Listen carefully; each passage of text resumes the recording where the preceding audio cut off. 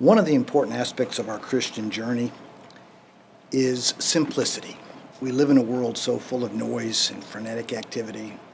When I was in business, I had been in business for 10 years working for a large company. They were acquired and politely asked me to go play somewhere else. So I started a business, and it took off relatively quickly and grew until it became all-encompassing in my life. And it was a rapid-paced, exciting, adrenaline-filled rush of staying busier, doing more things than I could possibly get done in a day, but disconnected from the source of all fulfillment, disconnected from a healthy relationship with who I was and my family. But as often happens, God finds a way to get our attention and wake us up. And I began to become aware of some of those self-deceptions. And over time, I experienced a spiritual awakening, exited the business, and began to live a life where I was on a journey of seeking to understand what God's love meant in my life and how my life can serve as a channel of that for others. In the first of the two creation stories, God speaks creation into being, and it takes 6 days for that to happen, to be completed. But on the seventh day, God rested. This becomes the heart of a practice that the Jewish people have held on to for many, many centuries. In fact, it distinguished them in the ancient world. Every 7 days, they stopped their work. They stopped everything they were doing. They didn't even prepare food on that day. It was prepared on the day previous. And they simply rested. They thought about God. They talked about God. They honored God. In the ancient world, that was pretty crazy. That's why you don't see a lot of Jewish sailors, because on a ship you can't take every seventh day off.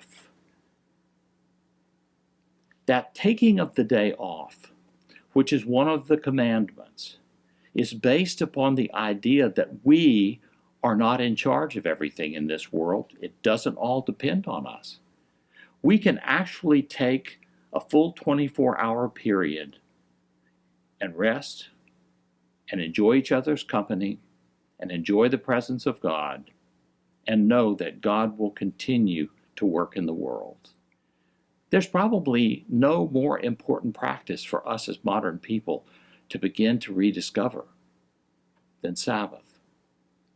A time that is offered to God because God has offered all time to us as a gift. A time when we acknowledge that our productivity is not the only thing that's important in this world. Our recognizing the presence of God is at least as important, if not more important. Simplicity isn't about eliminating everything else out of our life except for God. It's not about selling all of our riches and giving it to the poor.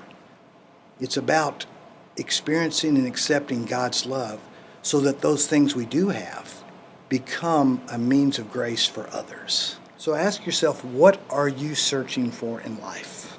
What are you running so hard to have? And this year, during this Lent, think about that, reflect on that, and try to lay the things down that are keeping you so busy you're not able to seek and experience God's love in your life. In order to cultivate simplicity in your life, I have a suggestion of 2 practices. The first is consider making an inventory of decisions you make this week. To what or to whom have you said yes or no? What motivated you to say yes or no? And third, what obstacles did you encounter when you said yes or no? The second is about keeping the Sabbath. List the yeses and nos that regular Sabbath keeping would require of you. Commit to keeping the Sabbath, even if it's just for 1 hour. And free yourself from work, commerce, and worry.